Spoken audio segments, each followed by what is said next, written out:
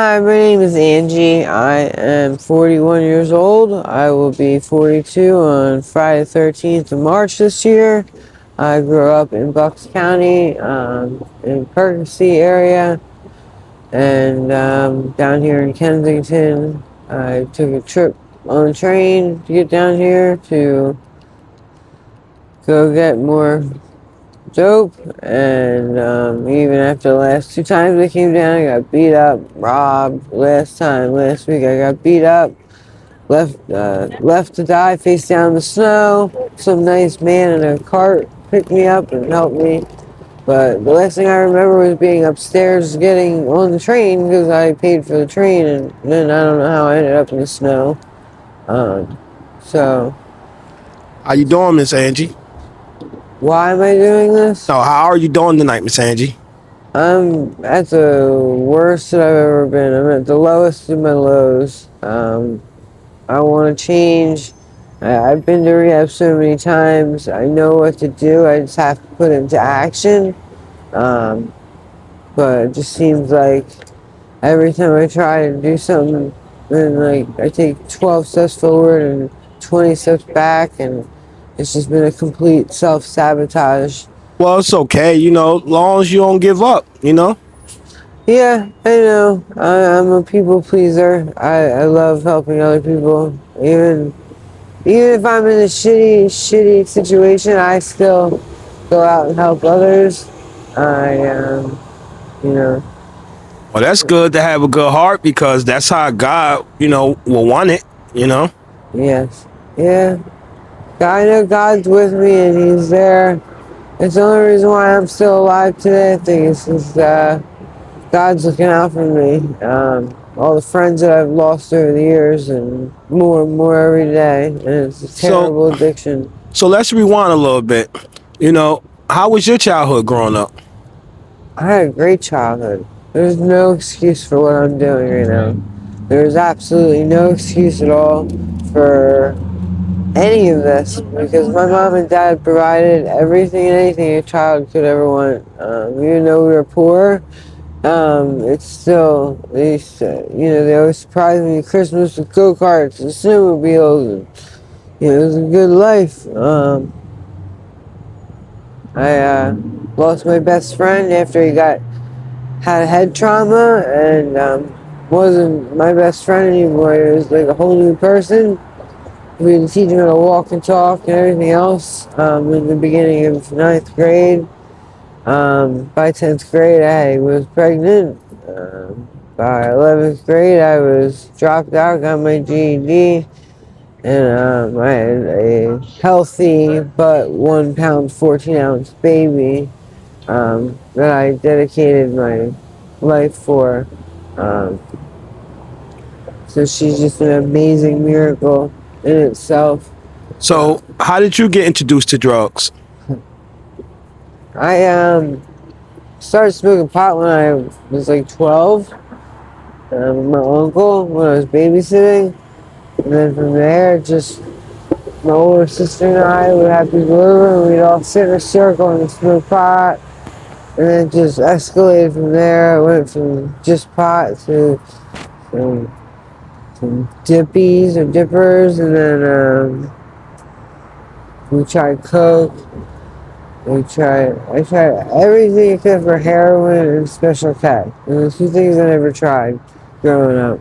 I watched my sister and all of her friends do it when I would drive them to the clubs down here in Philly. What was that one club? Gosh, what was the name? There was this one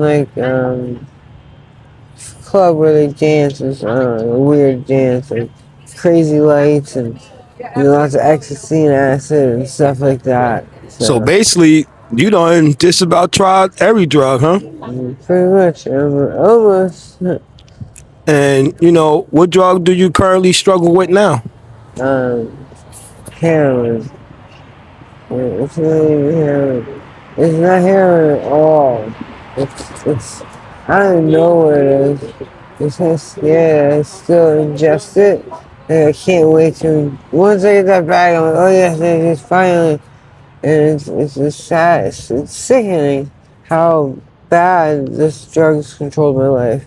It's completely destroyed my hopes and my dreams. It's destroyed the love for my family. Um, when I went missing after getting beat up, they were down here looking for me.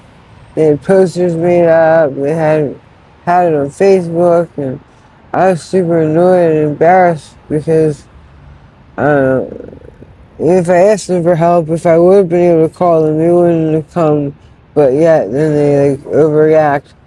But it's all because they wanted me to go to rehab the same day that they picked me up, and I refused. So it's not. It's I've been to rehab. I've graduated from Integrity House in Newark, a TC program. I've graduated from JSAS down in Atlantic City, and I know what to do. I just need to do it, and it's the hardest part is doing it and sticking to it, especially. I'm sorry, how old are you? 41. Well, you know, you done been through it already, so like you said, you know what to do. You just have to do it. What would you say brings you back to getting high again after completing these programs? Um, I don't know, myself, my thinking, my self-esteem, um, not feeling good enough ever, not feeling like I deserve. I mean, everybody's told me I need to find somebody who treats me like a queen when I treat myself like shit. Like shit. And I need to love myself. Well, don't never think you're not, worthy. Somebody will want you, Mhm. and you know you deservable. So never feel like you're not worth it. Right. My daughter just You turned got 26 on the 23rd of February. And she's a miracle baby, and I don't anymore. I lost at least five babies. I've lost. Um, I've had 18 abdominal surgeries, and that's where all the pain medications came into play. And it just kind of snowballed into pain meds, and then into heroin. All after Hurricane Sandy, a lot of trauma, a wait a minute. lot of I'm sorry. How many surgeries? 18. Abdominal surgeries? Yeah. Yeah. And then me and my boyfriend of 17 years had two stores on the boardwalk in Seaside Heights. And in 2012, Hurricane Sandy took everything from us. And my daughter was 12. And my parents had two houses in Ortley Beach, which was like the zone where the ocean met the bay. And it was rough. It was really rough. And that's when my pain medication all took off, and then it turned into using heroin within a year from that. So, I'm sorry. Sorry to hear that. But it's never too late. I was saying, yeah, I know. Or I always try to say I'm fine, or I apologize way too much. Like, I'm sorry, it's just, I, I really need to work on myself, like I said before. And I need to learn how to love myself again before I can do any good for anybody. So, Well, at least you're aware of that. That make the battle a little easier. yeah, Just being aware and not being numb. But yeah. so with your addiction, how many bags would you say you use a day? Well, I lived in Jersey for almost 20 years and just moved back a year and a half ago after a really bad domestically violent relationship. Um, and the worst of my use probably about 30 to 40 bags a day. That's when I was shooting it. I haven't used IV I'm drugs. sorry.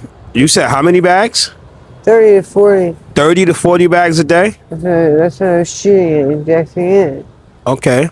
I stopped injecting it. So, I cleaned sober for a little while. I had a sponsor. I worked the program. I did everything she wanted me to do except leave my abusive, narcissistic boyfriend because he was very controlling. That's the well, only thing I didn't do, and it brought me right back to using again. are you still with him now? Yeah. That's why I'm back here in Pennsylvania. So, well, you got rid of that problem, so now you should go back and try it again. Yeah. Yeah. No, you want to do that? Yeah. I just have an excuse for everything. Really, there's no excuse on why I'm not doing anything. I'm just, numb. Well, thank you, Uh, for sharing your awareness. uh, And I'm going to keep you in my prayers, and I hope things get better, uh. you know? Thank you very much. I appreciate it. Yeah, I look at the people out here and it's sad. I never ever copped drugs. Like when I was using in New Jersey, like I dealt with the same person. She came to my house or I met her. I never went out to Trenton or anywhere. It was scary. I never went to Philadelphia. I never did any of that. So this is all new to me, and now I'm taking a train all by myself down here, which is probably the most dangerous thing in the freaking world. And even after getting beat up twice and left for dead twice, I'm still doing it. Like, that's how bad this drug That's controls that's me. that's a And sick that's addiction, sick. It's a sickening And thing. I guess when you seen Kensington, you probably thought you never seen a place like that before, huh? We're walking zombies everywhere. Even on the bus, even on the train. It's awful. Awful. But it's just like people that stand outside of everyone. Go, what you need, what you need. Like, easy as hell. So it's just, I never thought that I would come down here and do this by myself, especially. It's just not me. So, yeah, this is the end of the road for me right here. My 4 years ago yesterday, my best friend Jeremy Hill passed away, and he had a baby with my other best friend Jen, and she passed away in 2012 now, and it's really rough because their daughter's 18 and she doesn't have either of them, and they were my two bestest friends in the entire world, and this drug killed them. So I don't know what I'm doing out here. It's stupid. But So at least don't. I'm going home because I'm across the street from the train station. Nothing bad, not gonna what can happen to me now. Hopefully. And I'm sorry to hear that about your friends, Yeah, but but don't let that be you. Straighten up and carry them on yeah, the way that they will want you to carry them. yeah. I figured I got some money from pay those owed to me, and it was stupid to come out here, but I copped some more drugs, and after this I'm done. I'm done. I have to be done. I am not strong enough to keep going. Yeah, I don't want to suffer anymore.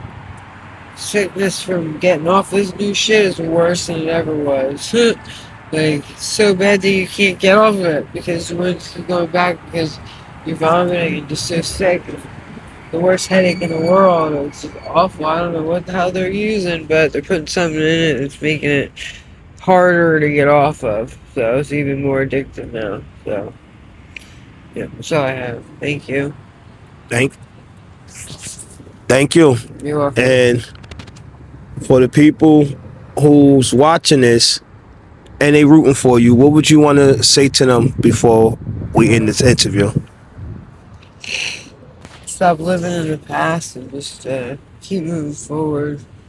Um, don't think negatively. Don't think to yourself, "Oh, tomorrow's gonna be a horrible day. I don't have this or that." Or don't think like that. The stinky thinking and the self-sabotage will bring you down.